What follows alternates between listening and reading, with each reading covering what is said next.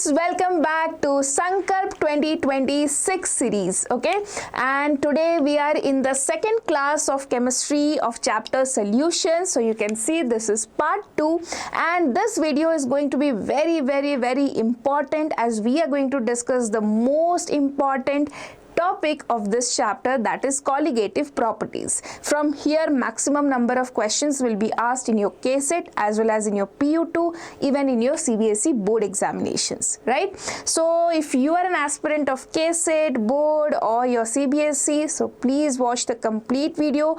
I am going to explain all the colligative properties in detail, so please be patient. Video can be a bit longer, but you have to be patient and make notes with me, okay? But yes, you can also get the PDF notes of our class in our WhatsApp channel. So link is there in the description section. So please join the WhatsApp channel as soon as possible if you haven't yet. So now coming to so now coming to part 1, we have already covered these topics, right? So today we are going to study part 2, where I'll be discussing about the colligative properties and the abnormal molar mass. Okay, so what is this colligative properties? What is this abnormal molar mass? We'll talk in detail. And remember, these two topics are very important. Okay, they are very important. So be patient and please listen carefully. Okay. Now, moving forward here, before going to today's lecture, I just want to have a quick revision of what we have discussed in the last class. Okay, I'm not going to teach in detail, so but what you have to do is just take a rough paper and write down what I'm going to ask while revising these things. You need to also ask these questions when you revise the chapter. So first of all, what all different concentration terms we have studied? Okay, we have studied almost 7 concentration terms, but the most important are what? Molarity. So you have to now quickly write down the formula of molarity in your notebook. Okay, then if you have written, then just put down a comment yes. Then molality, now write down the formula for molality. I am not going to write anything. Okay, this is your revision. If you have any doubt, you can see the previous lecture or your previous notes. So these 3 formulas I want all of you to write down in your notebook right now before proceeding to today's class. And then Henry's law. What is the formula for Henry's law? What Henry's law says? Henry's law is very simple. It says that the solubility of a gas depends on the pressure above it. And how do we represent it? Pressure of the gas is equal to Kh into mole fraction of the gas, right? That's all you need to write. Next, what is vapor pressure? Vapor pressure is the pressure that is exerted by the vapors on the liquid when the liquid and the vapor are in equilibrium, and for this we need a closed container, right? So I hope this is clear. Next, what is Raoult's law? Raoult's law formula you have to write: P of the gas is equal to P naught of the gas into mole fraction of the gas, right? Then here we also have P total formula, that is P naught A XA plus P naught B XB, right? These 2 formulas you have quickly remembered. Okay, now what is ideal solutions and non-ideal solutions? In case of non-ideal solutions, we have positive deviation, we have negative deviation. Now you have to write 3 points of difference between positive and negative quickly, and the examples of positive and negative deviation. Then what is azeotrope? What are the type of azeotrope? We have maximum azeotrope and minimum boiling azeotrope. Maximum shows which type of deviation? Negative deviation. Minimum boiling shows positive deviation. And here also quickly write down the examples. Now if you are done with this complete revision of last class, put down a comment quick right now that yes, we have remembered everything. Okay, so now with this, that you have learned whatever I have discussed in the last class properly, I'll be going to today's class. Okay. So students, now here I want to tell you something about why you should be following our channel.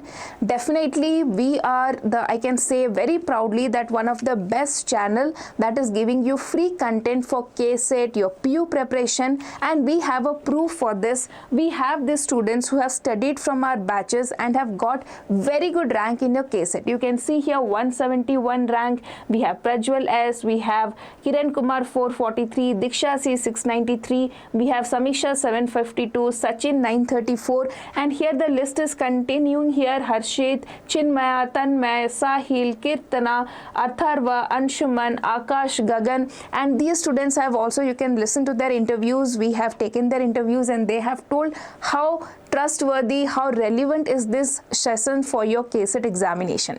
And I want that the students who are watching this video to have their name in KCET 2026 with a top rank, and we can celebrate your success like this next year, right? So if you are also having the same goal, then please subscribe to the channel, follow the series regularly, study with us every day. You will definitely reach your dream rank. Okay, so with this, let's move forward. Here we have colligative properties. So today what is my topic? Colligative properties. Okay, repeat, colligative properties. Ma'am, what is colligative properties? We have physical properties, chemical properties. Similarly, there is something called as colligative properties. Now, colligative properties are a set of properties of a solvent which depends on the amount of solute you add. Okay, the property of the solvent will depend on what? It will depend on the amount of solute you add. It will not depend on what type of solute you are adding. It will depend on how much solute you are adding. Okay, so colligative properties depend on the amount of solute added and not on the nature of the solute. Whatever solute you add, but if the amount of the solute is more, the property will change more. If the amount of solute is less, the property change will be less, right? So that is basically what is colligative properties. Now here we have in our syllabus 4 colligative properties. What are they? First one is relative lowering of vapor pressure. In that we will see the definition, what is relative lowering of vapor pressure, formula and numerical. Next we have elevation in boiling point. Here I will discuss what is boiling point, what is the cause of this elevation, what is the graph, formula and then numerical. Same for depression in freezing point. I'll explain what is freezing point, cause, graph, formula and numerical. And lastly in this we have osmotic pressure, where we'll talk about osmosis, osmotic pressure and formula, and reverse osmosis. Okay, so these 4 colligative properties will be the first part of today's lecture. So let's move to the first, that is one question here. The colligative property of a solution depends on. So just now I have discussed, it depends on the number of solute particles present in it, the chemical nature of the solute particles, nature of the solvent. So I just told you it only depends on the number of solute particles and nothing else. So correct answer is option number A here. Okay, now we will go to relative lowering of vapor pressure. Now you tell me, if you have attended my last class properly, you know that when we add a solute, the vapor pressure decreases. Right, when we add a solute, the vapor pressure decreases. If anyone is not remembering, let me just have a quick recap here. See, this is your solvent. Okay, you have a closed solvent and you have here solvent particles. Okay, now these solvent particles will evaporate and there will be a vapor pressure created here, right? But what happens, this is only when you have pure solvent. But what if you add some solute to this one? So if I add certain solute to this one, okay, now these are my solvent particles. Okay, I added few solute particles. I added few solute particles here which are non-volatile, means they are not creating any vapor. So earlier you can see these all particles can evaporate and create a vapor pressure. But now if you see, we have only 1, 2, 3, 4, 5, 6. Only these white particles can evaporate and create a vapor pressure. Earlier more number of particles were evaporating, so that is why more vapor pressure will be there. Now less number of particles are evaporating. Why less number of particles are evaporating? Because when we add a solid solute, the surface is now occupied by solute particles also. right? So there are some solvent particles and some solute particles. Solute particles will not evaporate because these are non-volatile. So the solid particles are evaporating and creating a vapor pressure here. Now you can see here more vapor pressure will be created, here less vapor pressure will be created. Now if I add less solute, then less number of, so if I add, just a minute, okay, sorry, one second, yes. So if I add less solute, less surface will be occupied. If I add more solute, more surface will be occupied. So whenever you add a solute, the vapor pressure of the solvent will decrease, right? This we have discussed in the last class also. So that is only here we have seen the vapor pressure of the solution decreases when a solute is added. The vapor pressure of the solution decreases when a solute is added. Now what is the formula for that? You have delta P by P naught is equal to P naught minus P by P naught is equal to XB is equal to NB by NA plus NB. Now here, ma'am, what are these terms? Let me tell you. See, P naught, okay, just wait, let me change the color. Yeah, P naught is the pressure of the pure solvent. Pressure of pure solvent. What is P? P is the pressure of the solution, means after adding solute. Pressure of solution. Okay. What is XB? XB is the mole fraction of solute. So that is why I told you to remember the formula of mole fraction. It is the mole fraction of solute. What is NB? NB is number of moles of solute. And what is Na? Na is number of moles of solvent. Okay, now sometimes what happens, if the solute, okay, if the solute component is very less, okay, if the solute component is very less, solvent component is very high, this type of solutions are called as dilute solution. Okay, so if there is any dilute solution, in those cases what we can do is we can ignore this NB in the denominator. Why? Because NB is very less than Na. Okay, so the formula becomes NB by Na. Number of moles is what? Given mass by molar mass, and here given mass by molar mass. So that is how we will get this formula. Okay, I hope this concept is clear. Now let's see the numerical or question from this one. Calculate the, I hope the question is visible to all of you. Yes. Calculate the mass of the non-volatile solute which should be added to 342 gram of octane to reduce the vapor pressure to 60% of its initial value. Read the question properly. We need to find out what is the solute, what is the solvent, first of all in the question. So calculate the mass of the non-volatile solute that is added. Okay, we have a non-volatile solute added. What is the mole? So we will always denote solute by B. Okay, this remember, solute by B and solvent by A. Okay, this is a convention that is followed. Okay, so I can write that I have to calculate the mass of the solute.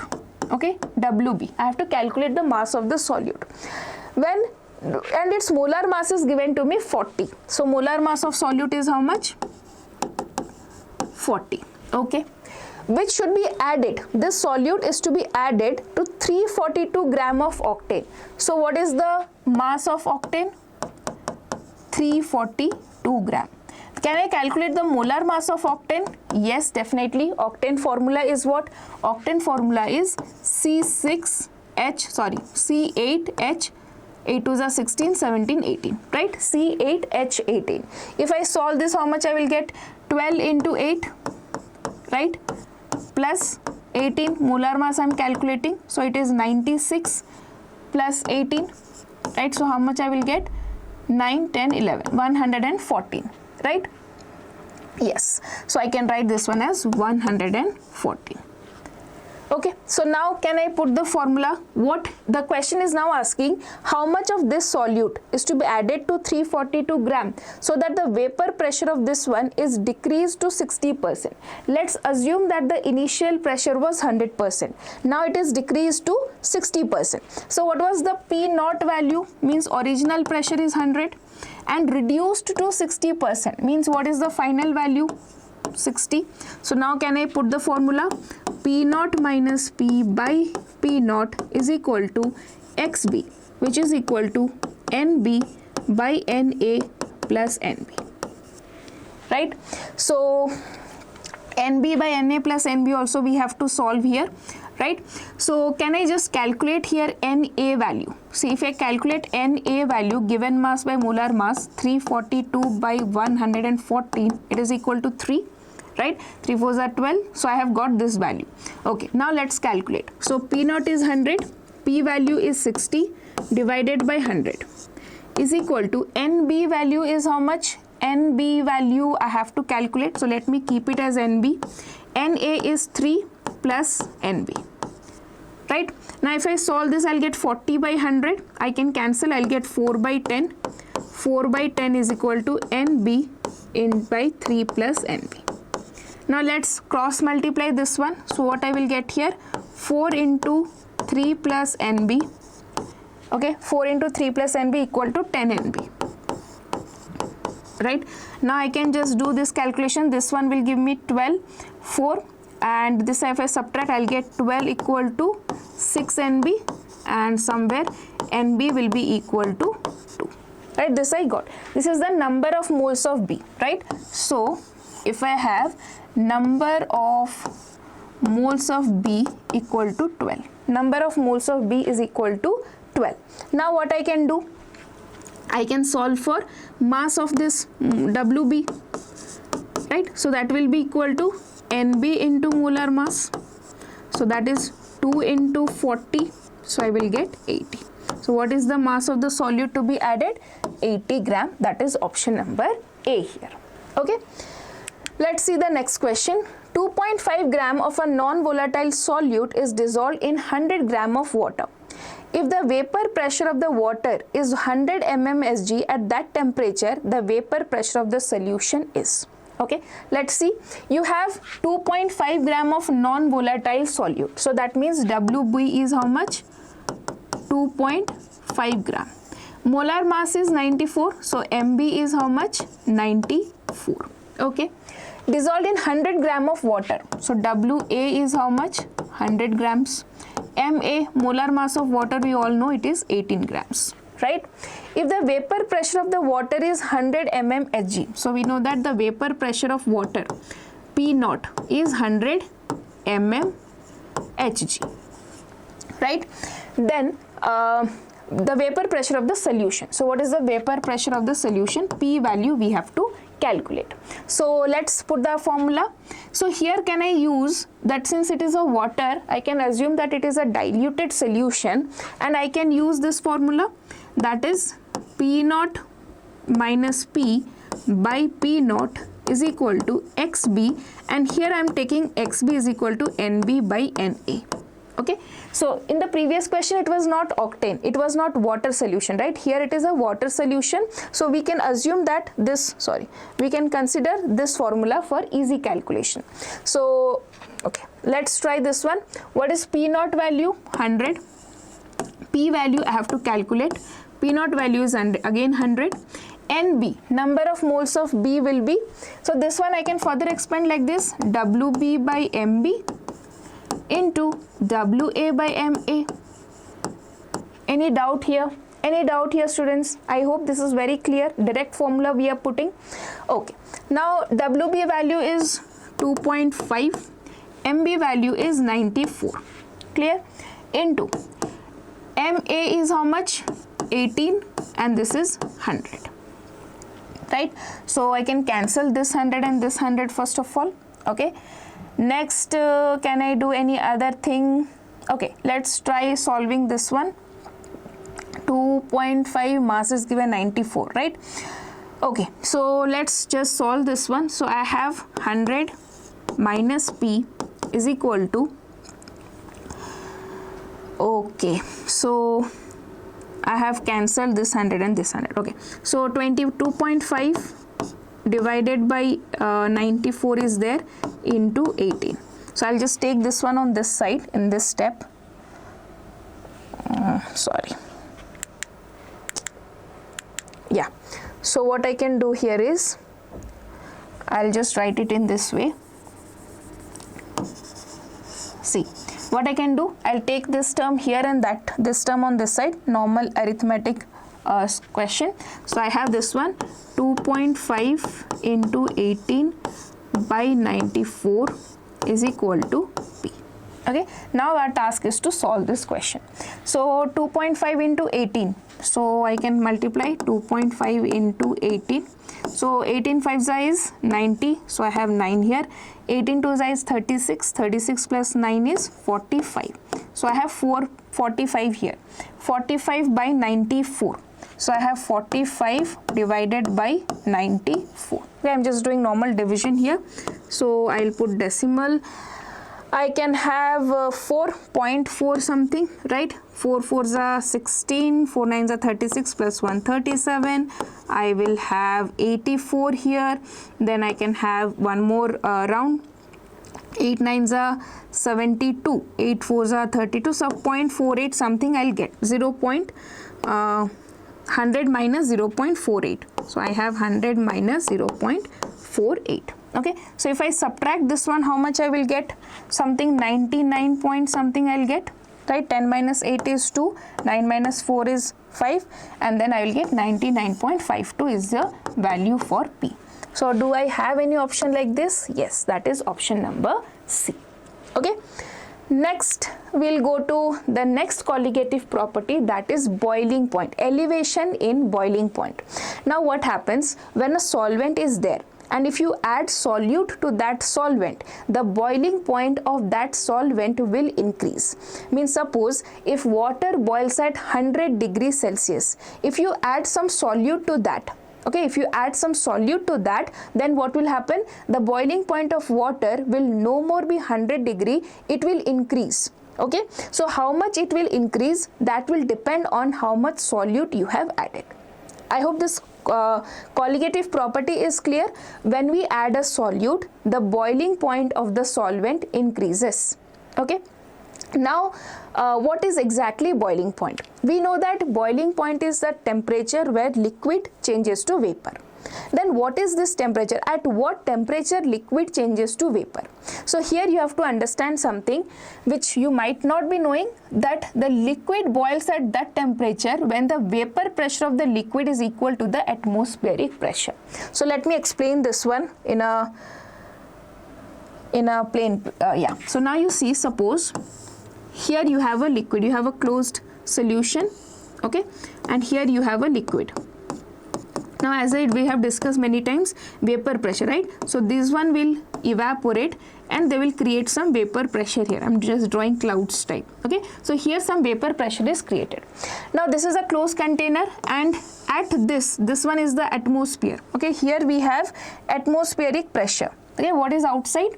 Outside I have atmospheric pressure, which is almost equal to 1.1 atm. Okay, so you are heating this one. Okay, you are heating this one and vapor pressure is being created. Now at that temperature, when the vapor pressure here is equal to this vapor pressure, atmospheric pressure, this vapor pressure is equal to this pressure, that temperature is your boiling point. Okay, that particular temperature when the vapor pressure of the liquid is equal to the vapor pressure of the atmosphere or atmospheric pressure is called as the boiling point or boiling temperature. Okay, I hope this is clear. The vapor pressure created, the vapor pressure of the liquid, when it is equal to atmospheric pressure, the boiling point is reached. And now what will happen if it is, for example, you started heating, right? 1 degree. Here the vapor pressure created is 0.1. Then 2 degree. Here the vapor pressure created is 0.2. For example, like this you reached up to 100 degrees Celsius, and when you reached 100 degrees Celsius here, the vapor pressure created here is 1 atm. Now this is equal to this one, so now the liquid will start boiling. Okay, now the liquid will start boiling. Okay, you can see bubbling here, or boiling process will start. Okay. Before that there was small evaporation was happening, there is no boiling. Okay, so boiling happens at the fixed temperature. I hope this is clear what is a boiling point. Now what happens to our solution? So you can see whenever, as I discussed, when you add a solute, the boiling point will increase. Now why? What is the cause for that? We'll explain that here. See, for example, the vapor pressure of an aqueous solution of sucrose is less than 1.013 bar at 373.15 Kelvin. So suppose I have a sucrose solution here, okay, and we have just discussed that when I add a solute, the vapor pressure will decrease. Okay, so for example, this is a sucrose solution. I have added sucrose here. So when the temperature is 373.15 Kelvin, or I say 100 degrees Celsius, when the temperature is 100 degrees Celsius, here suppose the vapor pressure is less than 1, let it be 0.98 bar. Okay, so why? Because we have added a solute here. So when you have added a solute, the vapor pressure will decrease. Right, now what happens? Now see, so what you have to do, you have to heat more, you have to heat this more, so that this vapor pressure reaches this 1 bar or 1.013 bar. You have to heat more, so this temperature will increase or not. Now when you are heating more, the temperature will become more, you have to give more heat. So that is why when I add a solute, I have to give more heat so that the vapor pressure matches the atmospheric pressure, and in this case, or in this journey, in this process, the boiling point of the solution increases. Okay, I hope you are getting it. See, for example, the vapor pressure of an aqueous solution of sucrose is less than 1.013 bar at 373.15 Kelvin. Why will it be less than 1.013 bar? It will be less because we have added a solute, and we have studied that when we add a solute, the vapor pressure decreases, and the reason for that is the surface phenomenon, right? Because some of the surface particles are now occupied by the solute, so the solvent cannot evaporate, so the vapor pressure decreases. So at 100 degrees Celsius, a sucrose solution will not have a vapor pressure of 1.013 bar.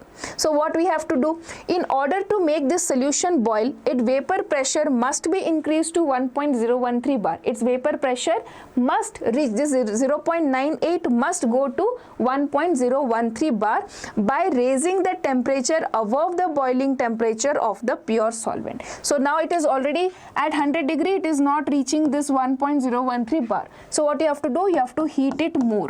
If you heat it more, what will happen? The vapor pressure here created will be 1.013 bar, right? Thus, the boiling point of the solution is always higher than the boiling point of the pure solvent in which the solution is prepared. Okay, so the volume or the boiling point of the solution will always be higher than the boiling point of the solution.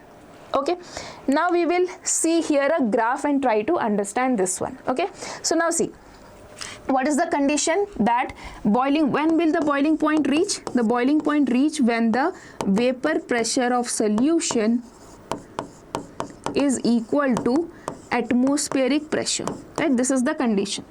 Now we also know that the vapor pressure of solvent, pure solvent, is greater than vapor pressure of the solution, right?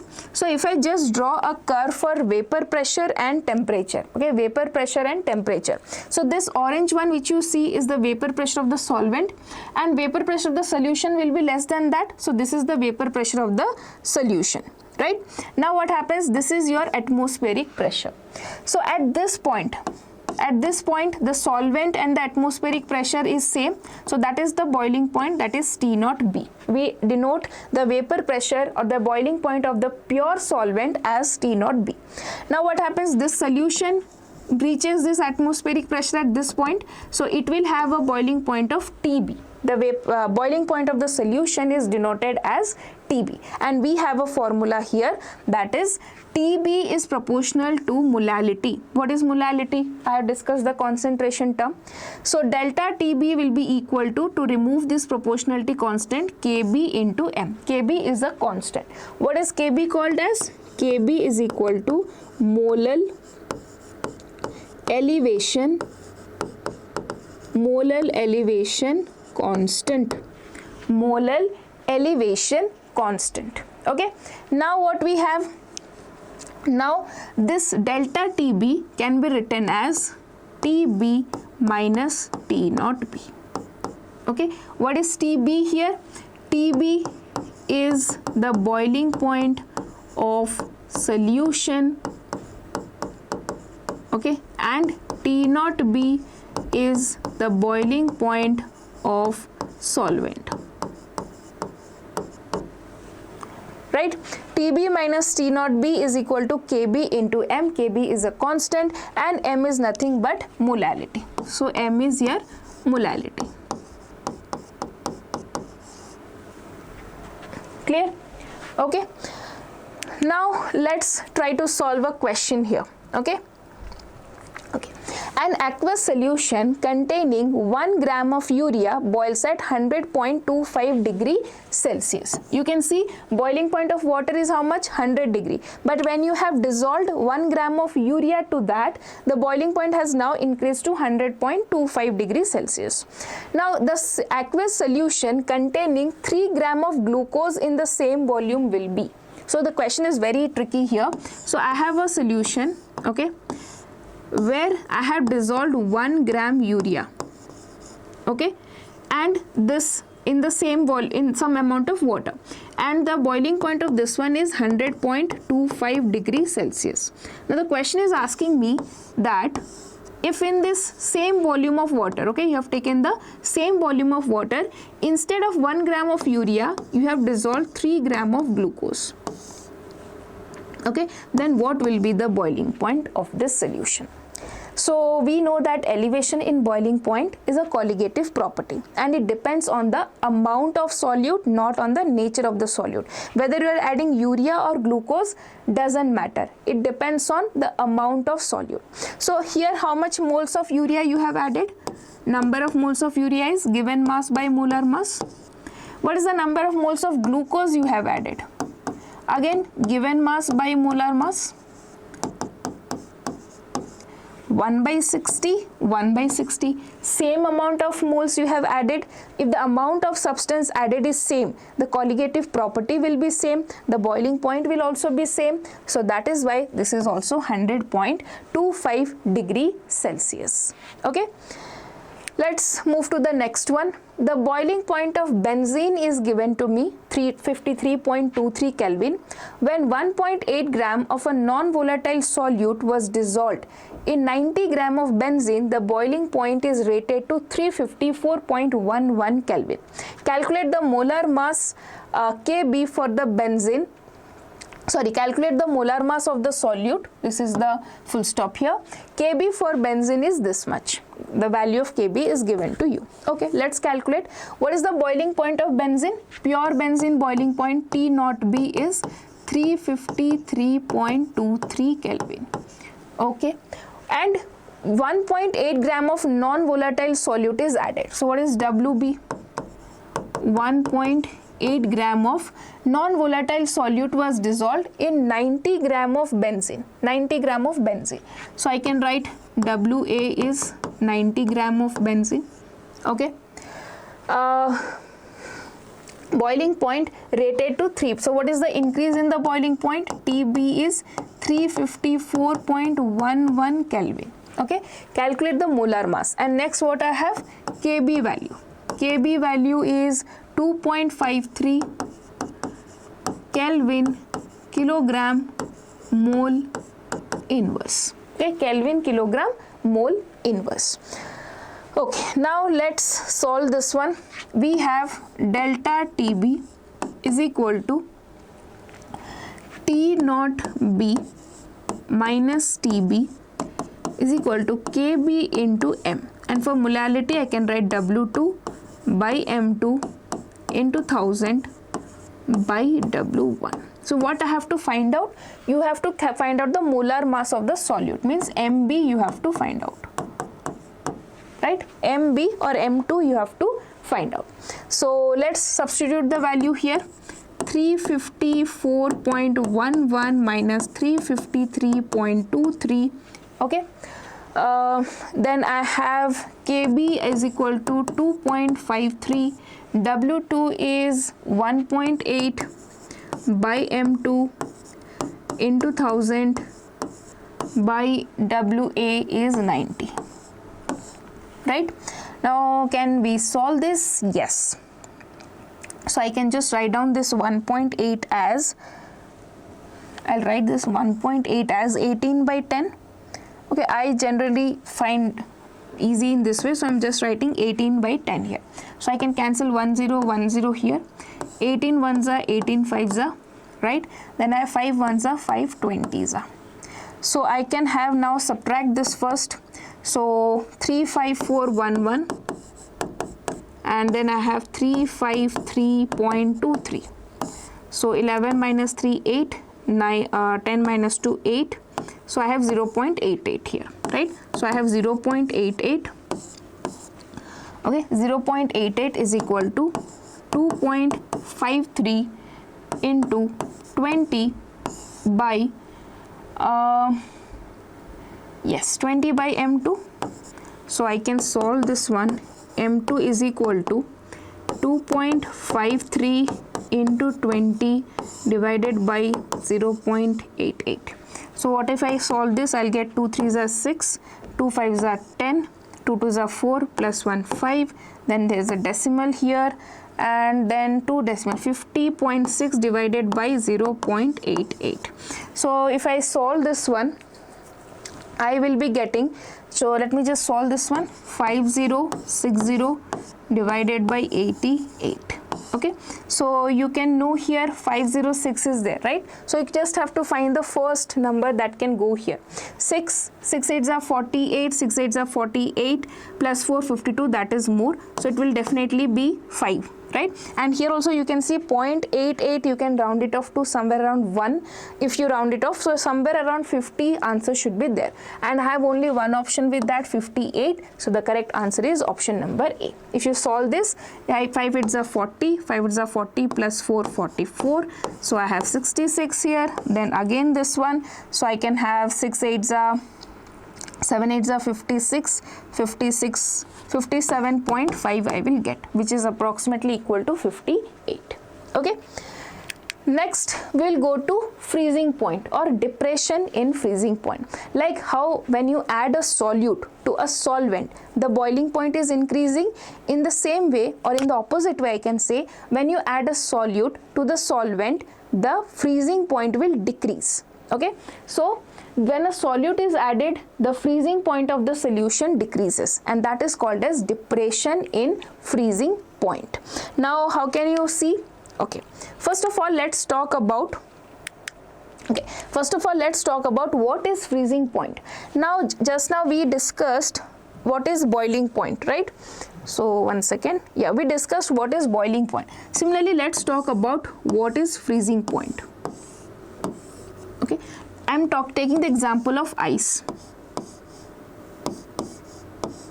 Okay, now also remember that solids do have vapors. Okay, so ice is a solid, it will also create some vapors here. Okay, so we have vapors of solid as well. And if I have water, okay, water means liquid water, this one will also have its vapor. Okay, so when the solid vapors or the vapor created by the solids and the vapor created by the liquid are equal, at that point freezing or that is the freezing point, or at that temperature the water starts to freeze or the solvent starts to freeze. So what is the freezing point? Freezing point is that point or that temperature when the solid vapor pressure is equal to the liquid vapor pressure.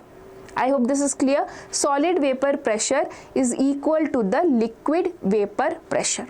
Okay, so now if I see this one, so what is freezing point? So liquid freezes at the temperature when the vapor pressure of the liquid is equal to the vapor pressure of the solid. At that point, freezing point will start. And we have a lot of applications of this depression in freezing point in our daily life. Let me tell you first some of them so that you will find some interest in this particular topic. So first of all, when salt is put on an icy road, so if you have ever went to mountain areas where the road is blocked due to snowfall or due to ice, what we do at that time, we sprinkle some salt on it. You might have seen trucks coming and sprinkling salt on the water, on the road. What is the purpose of this one? When I add salt, the freezing point will decrease. So now suppose, for example, let's understand this again in detail. Okay, see, suppose this is mountain, okay, and here you have road. This is road where we have big ice is fallen. Okay, so now what is the temperature? Suppose the temperature here is minus 10 degrees Celsius. Okay, now what will happen when you add or sprinkle salt on this one? Salt, the freezing point will decrease. Okay, so for example, the freezing point has now, for this ice, the freezing point has suppose now become minus 15 degrees Celsius. Okay, suppose the freezing point has now come to minus 15 degrees Celsius. But what is the temperature in the atmosphere? Temperature is 10 degree. Freezing point has now become minus 15 degree. So if the freezing point is minus 15 and the atmospheric temperature is minus 10, so what should be the state of this ice at this point of time? The ice should be in the liquid state because it will freeze only at 15 degrees Celsius. So what will happen? The ice will immediately start to melt and the road can be cleared by this way. That is one very simple way. Second, if you mix salt and ice in a bowl or a bag, the same process makes the ice colder, which means it can be used for making ice creams. So another very useful example is, you might have seen that the ice cream vendors, those who sell on the, I'm not talking about the ice cream parlors, but if you see on the way, on the trolleys, those people sell ice cream. What they do is, they have ice cream in a chamber, and this chamber outside has ice plus salt solution, or they have ice mixed with salt. So what you are doing? You are doing the freezing point of, you are decreasing the freezing point of water or the ice. Now what will happen? See what it will do to melt. Okay, so to melt, what it will do? It needs heat to melt, right? Because you have added salt, that means its freezing point has decreased, so now it has to melt. And to melt, what it will do? It will use heat, and it will use heat from the surrounding. Okay, and here I have ice cream. Okay, here I have ice cream. Let me draw ice cream. Okay, so what will happen? It will, this outside, whichever is present, when you add salt, it will now start to melt. But when it is starting to melt, what it will do? It will pull the heat from this particular chamber. And when it is pulling the heat, or when it is withdrawing the heat, the temperature of this one will go down and the ice will remain cold for a longer period of time. Okay, so this is what we have different applications. And vodka, if you have seen having vodka or something, vodka doesn't freeze in a freezer. Okay, so that is because vodka's freezing point is less than 0 degrees Celsius. It will not be freezing, it will not be solid, it will be in the liquid, even in the refrigerator. Okay, so these are certain applications of freezing point depression. Now what we can see, we will understand why it is actually, why there is a depression in the freezing point. So that you can easily understand if you see this graph. Now see, in this graph I have 3 lines. Okay, in this graph I have 3 lines. So the first one here is the vapor pressure of the solvent. Okay, solid frozen solvent means it is the solid solvent. Here this is the vapor pressure of the liquid solvent, vapor pressure of the solution. And you know why the solvent is higher, why the solution is below? Because the vapor pressure of the solution is always lower than that of the pure solvent, right? So what will happen? This point This is the vapor pressure of the pure solid solvent. This is the vapor pressure of the solution. When these two meet, that is the vapor pressure of the solvent, solid solvent, and the vapor pressure of the liquid solvent, when these two are equal, that is your freezing point. Now since the vapor pressure of the solution is lower, and at what point it touches the vapor pressure of the solid solvent? At this point, which is your TF, right? Since the vapor pressure of the solution is less, so we have to decrease it further to meet the vapor pressure of the solvent, solid solvent. Okay, so you can see here a solution will freeze when its vapor pressure equals the vapor pressure of the pure solid solvent. Okay, according to Raoult's law, when a non-volatile solute is added to the solvent, its vapor pressure decreases, and now it would become equal to that of the solvent at a lower temperature. So you can see here, to make it equal, now we have to go to much lower temperature, and this value, this difference in the freezing point is called as delta TF, or depression in freezing point. Okay, so formula we will see. Formula is very similar to your delta TB. Delta TF is equal to KF into M, where M is your molality. Okay, M is molality. And what is delta TF? Delta TF is, what is delta TF? Yeah, delta TF is okay. Yeah, delta TF is TF, yeah, T naught F minus TF. Okay, if you remember, in boiling point it was TB minus T naught B. Why? Because there was elevation. Here it is depression. So the freezing point of the solution will be less than that of the original solvent. Okay, and KF is your molal depression constant. Molal depression constant. Clear? Okay, fine. Now let's solve some questions here. Okay, the molal freezing point constant of water is this much. Okay, molal freezing point constant means KF value is given to me, which is 1.86 Kelvin mole inverse, molal inverse actually. If 342 gram of cane sugar, okay, is dissolved in 1000 gram of water, so this is slightly typing error, it is C12H22O11. okay, so is dissolved in 1000 gram of water. So first let me the solution will freeze at, okay, so I have been given with WB, which is 342 gram. Okay, and if you remember that cane sugar molar mass C12H22O11 is also 342 gram, and what is the mass of the solvent? WA is 1000. Right, these values I have been given. Okay, next I have to calculate the freezing point of the solution. So I have delta TF, which is equal to T naught F minus TF is equal to KF into M. Molality is WB by MB into 1000 by WA. This I have to substitute. What is delta TF? Delta TF, the T naught F is 0 degrees Celsius. TF is this one, equal to KF value is 1.86. WB is how much? 342. MB is 342 into 1000 by 1000. Right? So if I just solve this, this will become completely 1. This is 1.86. So I can solve that. TF will be equal to minus 1.86 degrees Celsius. Okay? So that is option number A. Next we have 7th question. Let's try to see this.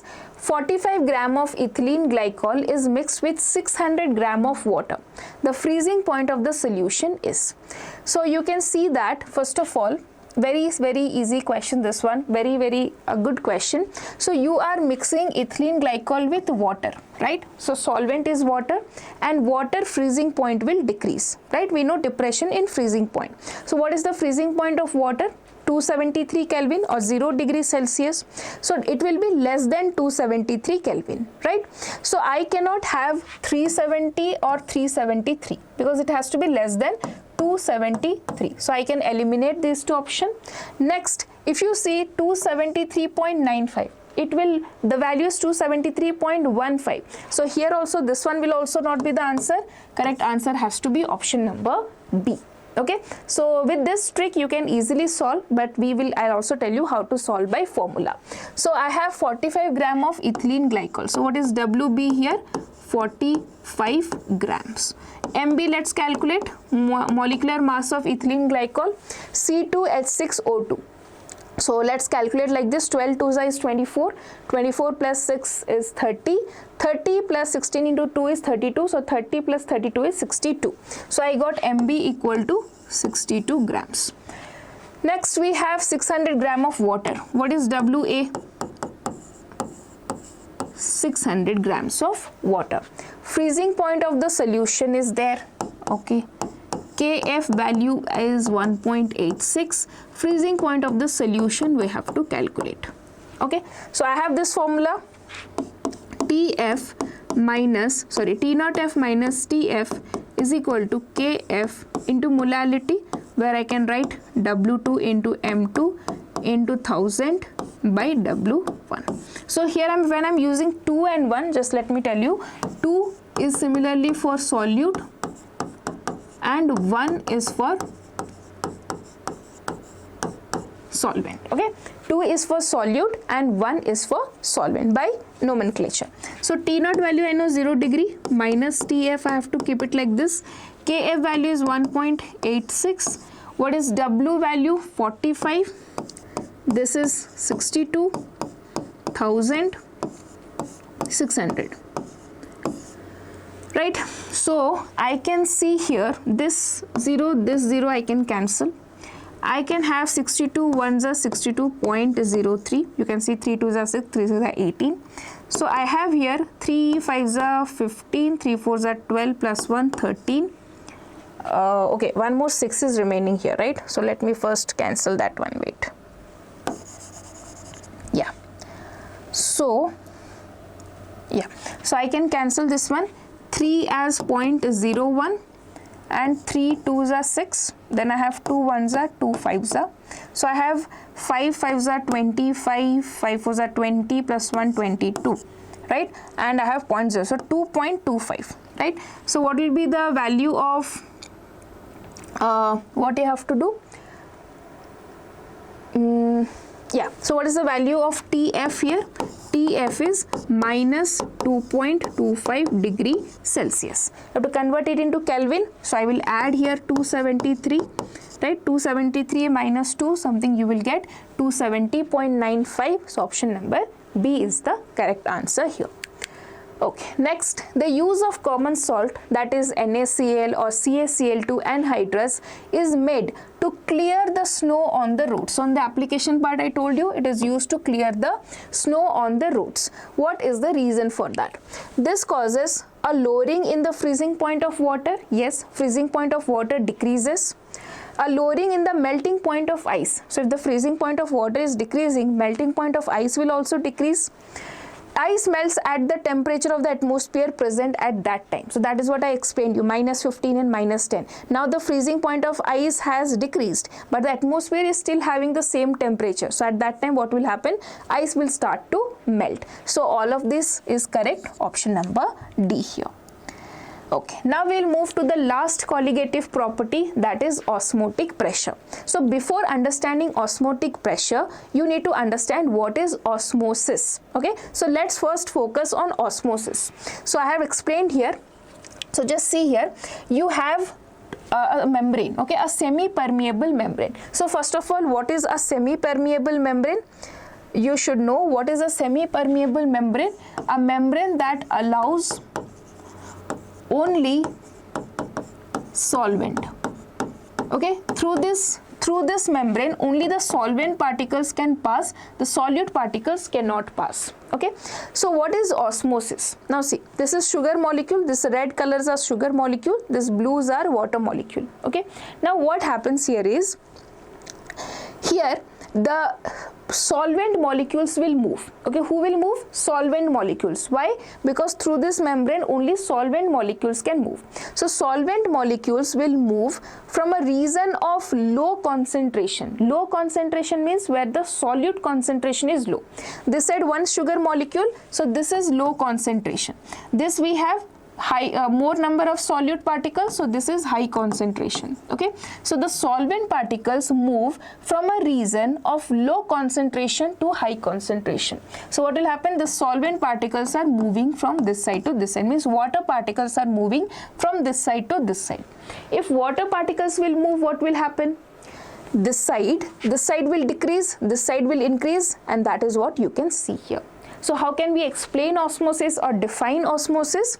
Osmosis is the movement of water molecule or water or any other solvent. Okay, it is not that always you have to consider water only.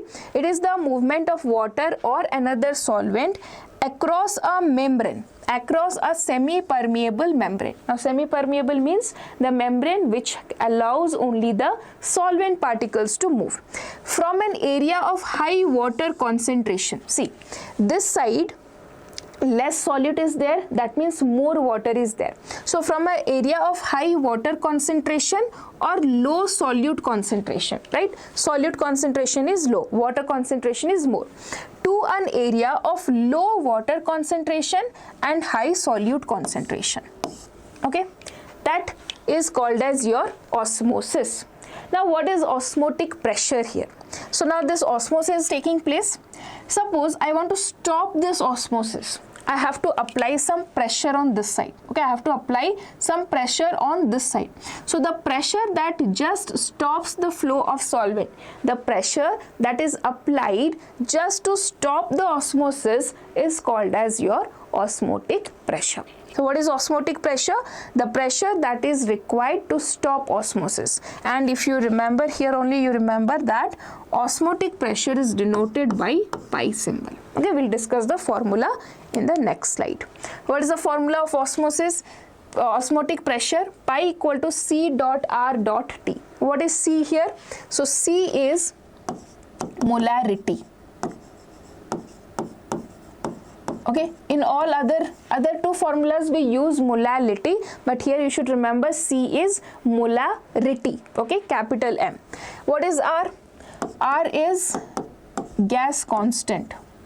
What is the value of R? 0.0823 liter ATM mole inverse Kelvin inverse. Okay, what is T? T is nothing but temperature in Kelvin. So T is equal to temperature in Kelvin. Okay, so we have this one, osmotic pressure. Next, where do we see osmosis in our daily life? Osmosis is very easily observable in our daily life. You can see if you keep some mango outside for certain days, what will happen? The raw mango shrivel when pickled in brine. So if you keep a raw mango inside a salt solution, so what will happen?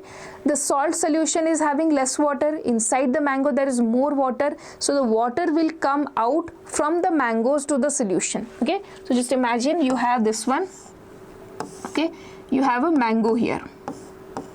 Okay, here there is more water and here there is more salt. So what will happen? From high water concentration to this one, the water will start flowing and the mango will become small. Okay, shrivel. That is an example. Next, okay, just a minute. Yeah, next what example we have? Next one is, well, wilted flowers revive when placed in fresh water. What is wilted flowers? Wilted flowers means those flowers, if you keep it outside, they kind of they kind of shrink, right? So the same thing happens here. When you put water in that, the waters go and the flowers again they bloom. Next we have blood cell collapse when suspended in saline water. So if you keep the blood cells, the same thing will happen. Inside the blood cell there is more water, outside saline water is there. If you keep it inside that, then there will be osmosis, water will flow out from the blood cells and the blood cells will collapse. So based on this we have three types of solution, okay, that you should be knowing. First one is isotonic solution. Okay, this is very important. Okay, isotonic solution means those solution where two solutions having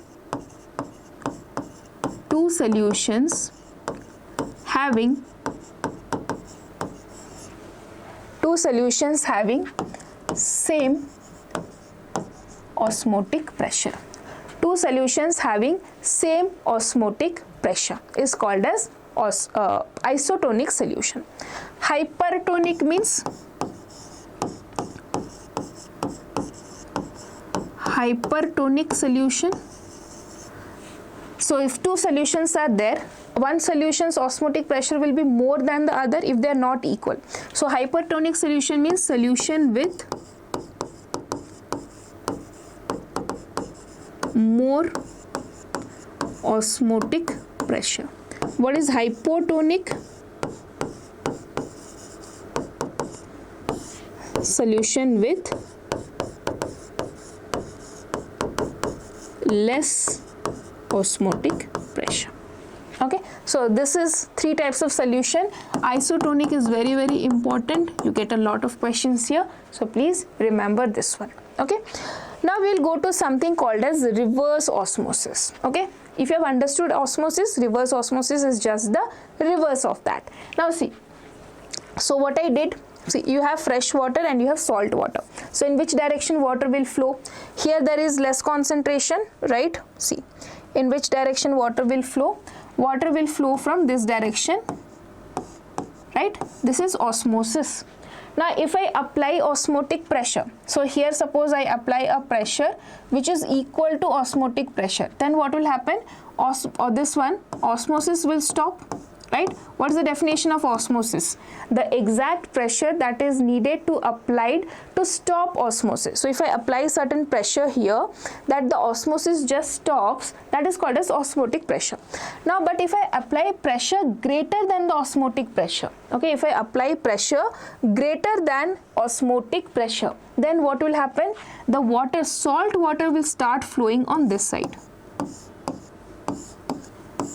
Okay, the waters will be forced to flow from this side to this side. Solute particles cannot flow, only the solvent particles can flow. Why? Because it is a semi-permeable membrane. So whatever salt present here, right, salt present here will remain and the water will flow out, and we can get pure water on this side. Fresh water can be applied or obtained. So this process is called as reverse osmosis. And here you should remember a type of membrane that we used is cellulose acetate. Okay, the membrane that is used here is cellulose acetate. So let's see now what is reverse osmosis. The direction of the osmosis can be reversed if a pressure larger than the osmotic pressure is applied to the solution side. So if you apply a pressure larger than the osmotic pressure on the solution side, then that is called reverse osmosis. That is, now the pure solvent flows out of the solution through the semi-permeable membrane. Okay, so I hope you have got it. And where it is used in the desalination of water. So what's the application of this one? Application is desalination of water. Desalination of water. Okay, clear? Let's see this question number 9 here.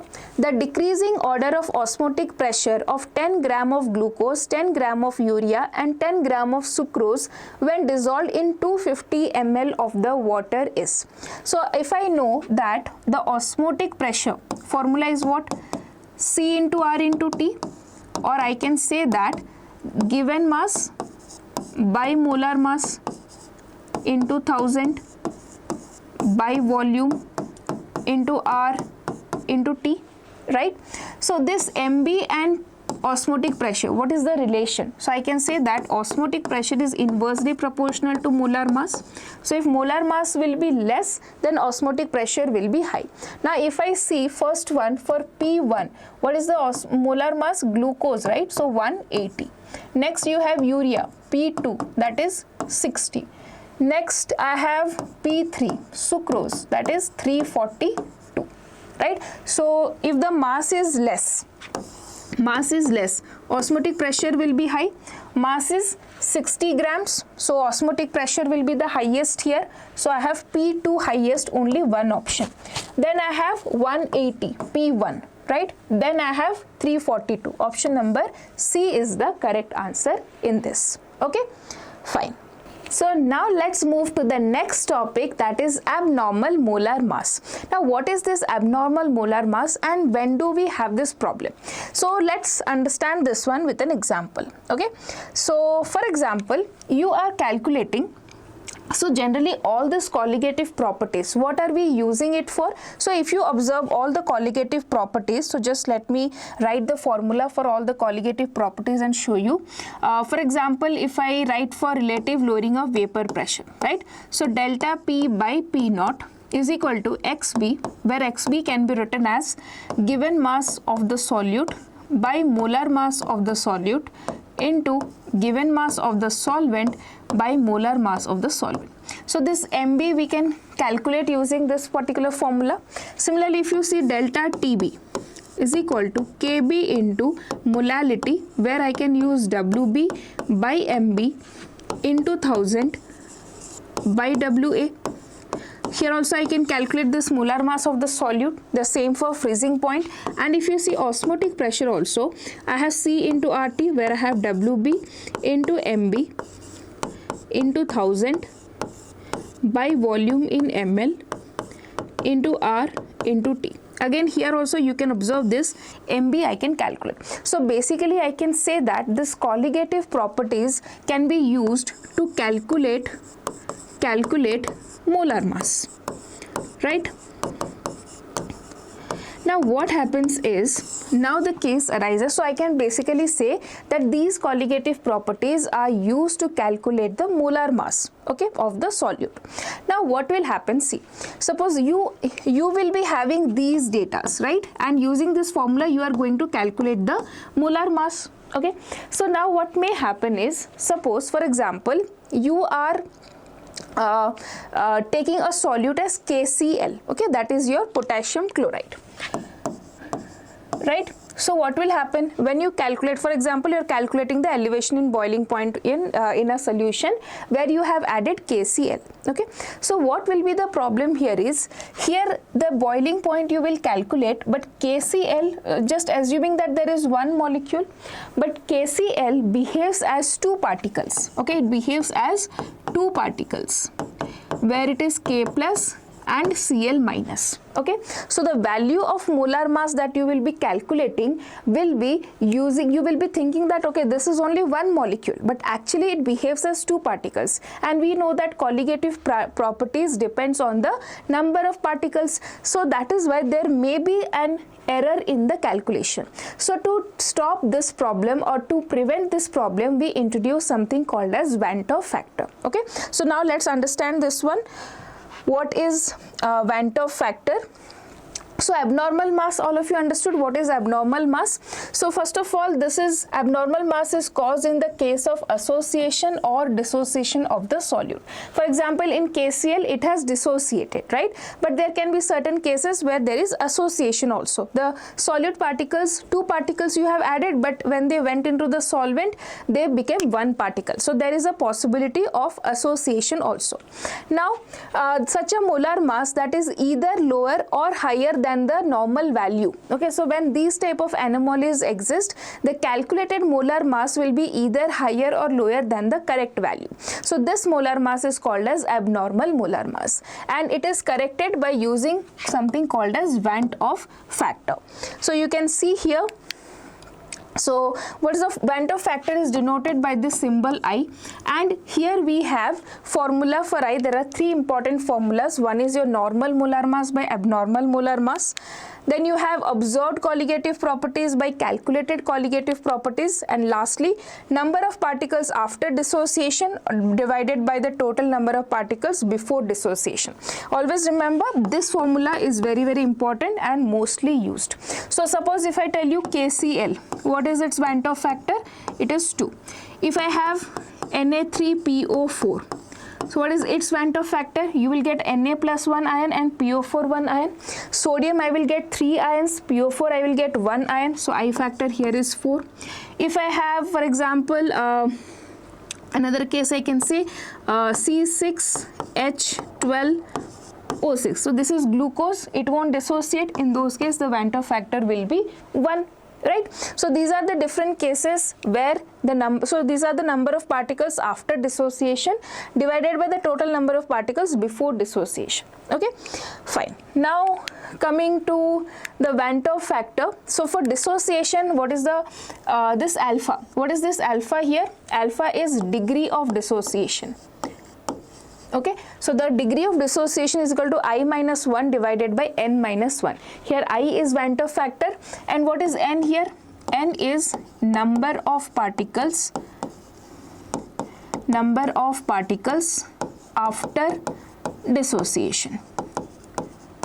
Okay, and then you have for association, we have alpha is equal to I minus 1 divided by 1 by n minus 1, and again here n is number of particles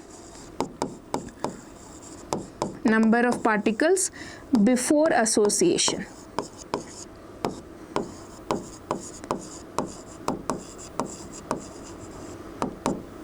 Okay, so for dissociation, this is the formula I minus 1 divided by n minus 1, and for association we have I minus 1 divided by 1 by n minus 1. Now we have some modified formulas here that I will tell you. So we have 4 colligative properties. With this I value, the formulas will be slightly modified. So you have delta P by P naught is equal to, you have learned this formula XB. Now if it is a electrolyte, means a solute which can either associate or dissociate, in that case this one will become IXB. Second one, you have delta TB is equal to IKB into M.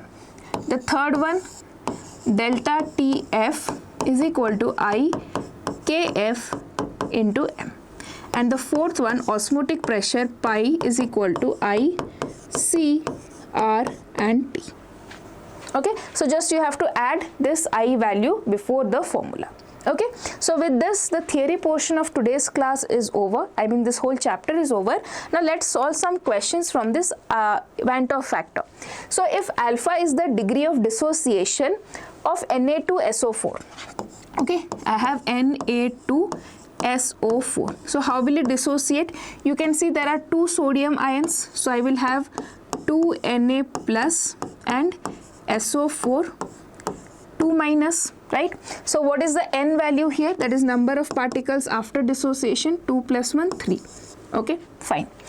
The Van 't Hoff factor used for calculating the molecular mass. So what is the Van 't Hoff factor? It is asked in the question. So alpha for dissociation formula is I minus 1 divided by n minus 1. Now what is your formula for alpha? I can put I minus 1 divided by n is 2 plus 1 3 minus 1. So this is 2. So I have I is equal to 1 plus 2 alpha. Okay, so that is option number C.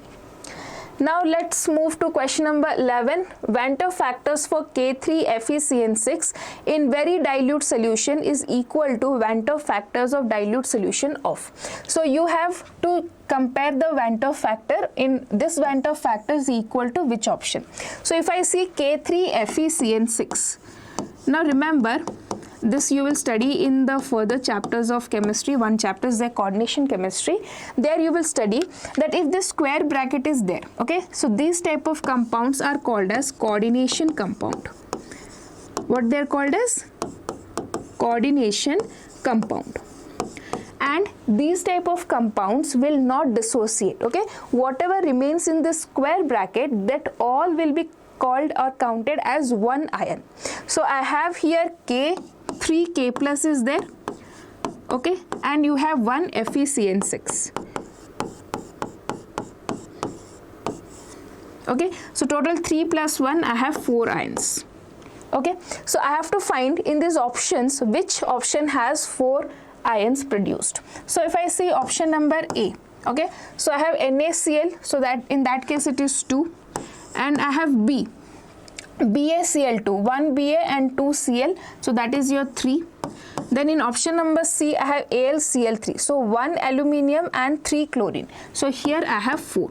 Then coming to option number D, you have Al2SO4 whole 3, so 2 Al and 3 sulfate, so total I have 5 here, right? So which answer will be the correct answer? Option number 4 here, that is C, so this is your option number C. Okay, now moving to the next question. When 20 gram of naphtholic acid is dissolved in 50 gram of benzene, a freezing point depression of 2K is observed. The Van't Hoff factor is. So this is very simple question. So 20 gram of naphtholic acid. So let WB is 20 gram. Can I calculate MB here? Yes, definitely, because the formula is given to me. So 12 into 11. Why? Carbon is 11 and mass of carbon is 12. So 12 into 11 is, I'm just adding here, 132. Then 8 oxygen and 16 into 2, 32 is your this one. So 8, 9, 10, 11, 12, 3 plus 3 is 7. And I have 172. Let me just check the calculation. 132 plus 8 plus 32. So this is 12. Yes, 172 I have. Okay, so I'll just erase this one. Oh, sorry, just a minute. Yeah, so I have the mass as 172.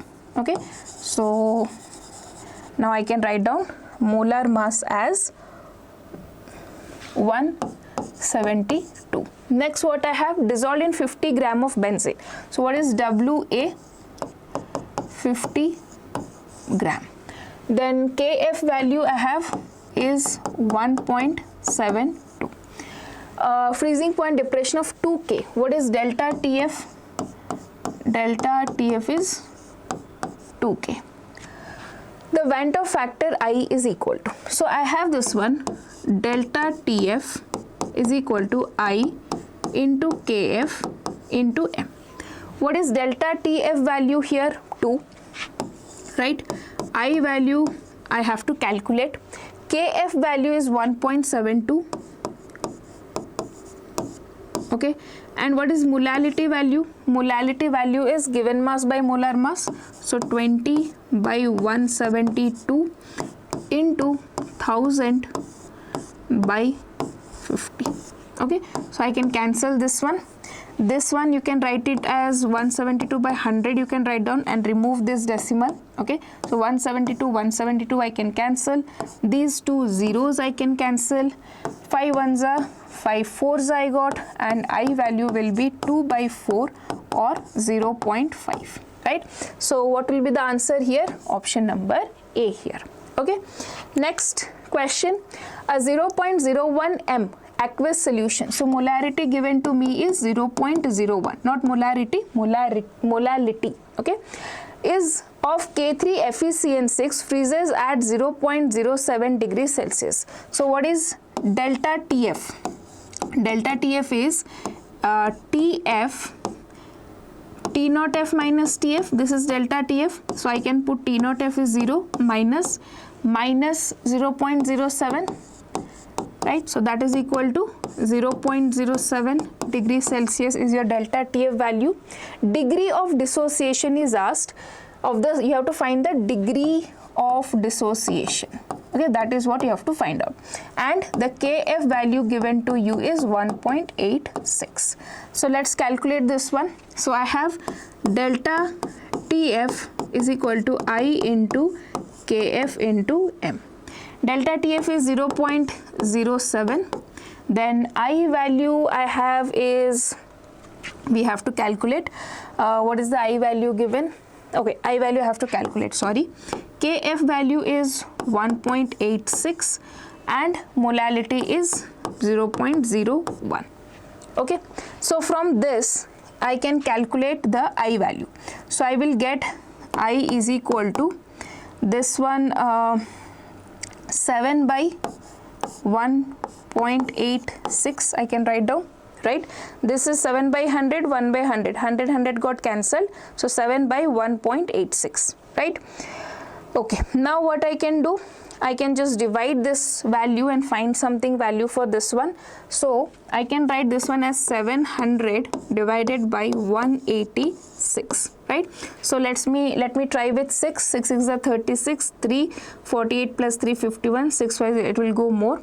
Okay, let's try with 4 6 are 24, 32, 4 will also be more, 3 will go, right?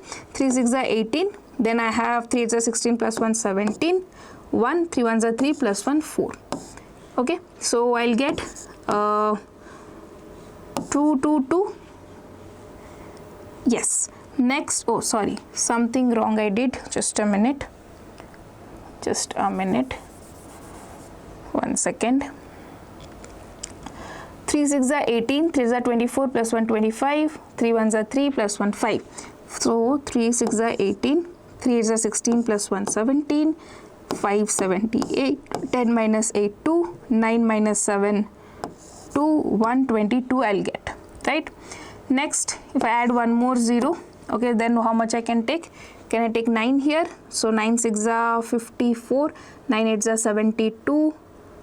So I have, if I have 9 here, 9 6 are 54, 5, 9 8 are 72 plus 5 77, 9 1s are 9. Okay, that will go more. So I cannot take 9. Okay, so we'll take little bit time here for dividing. Okay. Okay, let me try with 8. 8 6 are 48, 4 8 8 are 64 plus 4 68, 8 will also be more. 7 6 are, if I do 42, 7 8 are 50 60, 7 1s are 6 30, no. 6, so I can try with 6. 6 are 36, 24 plus 3 27. Okay, with 6 I can take 6 6 are 36, 6 8 are 48, 51 plus 11. Okay, so 3.6 I am getting the value of I. Okay, now you have to calculate the value of alpha. So I minus 1, so that means 3.6 minus 1 divided by, okay, I minus 1 divided by n minus 1. So what is the value of n here? So 3k and 1 this whole ion, so 4 minus 1. So this is 3.6 minus 1 is 2.6 divided by 3. Okay, so or I can say 26 into 10 to the power of minus 1 divided by 3. So 3 9s is 27. So I will get 3 8s are something, okay, 0.8, or if you multiply with 100, 84 something I'll get. Option number B will be the correct answer. Okay, so 26 divided by 3 if I do. 3 8s are 24, then I have 6, 8.6 I'll get, so 0.86, and if I multiply somewhere near to this answer I'll get. I took a little more time here for division, you can do it in a faster way, right? Okay, let's see the next question here. A 1.1 gram of COCl3.6 NH3 was dissolved in 100 gram of water. So what is the mass of WB given to us? WB is 1.1 gram. Okay, next you have 100 gram of water. So what is the mass of water? 100 grams, right? Next, what is the molar mass here? Molar mass is 267. The freezing point is there, so delta TF, if I calculate, delta TF will equal to 0 minus 0.29, which is equal to 0.29. Okay, next what I have here, KF value is given to me as 1.86. Okay, so now what do I have here is 0.29 delta TF. Okay, the formula here, if you remember, delta TF is equal to I into KF into M. So I have to find this I value. So delta TF I got, I can substitute I. KF value is 1.86. Then M value is 1.1 by 267 into 1000 by 100. Okay, so this 29 and 186, if I just write down in decimal or in fraction, sorry, so I am more comfortable with fraction. So I have this 29 by 100, then I can write this one as I into 186 by 100. Then I have this 11 by 267. Now again here this 100 and this 100 I can cancel, right? I multiplied this, I cancelled. 11 into 10 is 1.1 into 10 is 11. Then I have 267 and this decimals I cancel. So what is my I value left here? 29 into 267 divided by 186 into I have 11. Now I want to do a small rounding here so that I can be little easy with calculation. So 29 I am rounding into 30, 270, 267. This one I'll take it as 180 and then this one I'm keeping as 10. Okay, so I can cancel these zeros. Okay, so 3 ones are 3 6 are 18. Okay, and if you see I am 27 by 6. I'm getting 27 by 6. So it is 6 4s are 24. Then I have 3 something around roughly equal to 4.5. Right? So if I see, I have done a lot of assumptions here, so this number is coming. If you do exact calculation, you will get around 4. So now I have to find out which option will give me 4 ions. So if I see option number A, this whole square bracket is 1 ion and this chlorine is 1 ion. So this one will give me 2 ion. So this cannot be the answer. Now seeing the option number B, this whole square bracket will give me 1 ion and here 3 chlorines are there, right? So this one will give me 4 ion. So this will be the answer. Next, if I see only the square bracket is present, that means this one will give me 1 ion. This cannot be the answer. Here I have this one square bracket 1 and here I have 2. So total 3. This also cannot be the answer. So I value was 4. And if you remember, I value was what? The formula, if you remember, for I is equal to number of particles after dissociation divided by number of particles before dissociation, right? So after dissociation 4 came and before dissociation this was 1 particle, so 4 by 1, that is why I value is 4 here. Okay, this was a good question. Now moving to the last question. So this question I have taken from Henry's law, okay, that we have studied in the last class. Henry's law will do a question here. The mole fraction of water in which the CO2 dissolved is 0.97. This is very important. Mole fraction of water is 0.97. Then can we calculate the mole fraction of carbon dioxide? Yes, ma'am. It will be what? 1 minus 0.97. Okay, got this one. Then partial pressure is 2 bar. Partial pressure is 2 bar. Then what we have to calculate? Henry's law constant. So if I have P of the gas is equal to KH into mole fraction of the gas. Okay, you have to calculate the value of this one, that is Henry's law constant. So what is the value of KH? KH is equal to P of the gas by mole fraction of the gas. P of the gas is how much? 2, right? And mole fraction of the gas is how much? 0.03. Or you can put it as 200 by 3. So if I solve this, I'll get 66.66. That is option number B here. Okay. Okay, so students, that's all in this class, and if you want the lecture notes and PDF, please join the WhatsApp channel. Link is there in the description section, and I hope this session was helpful. The chapter is completed. Please revise the chapter. Now you can go through your NCERT also, understand the concepts, and if you have any doubt, please put down in the comment section.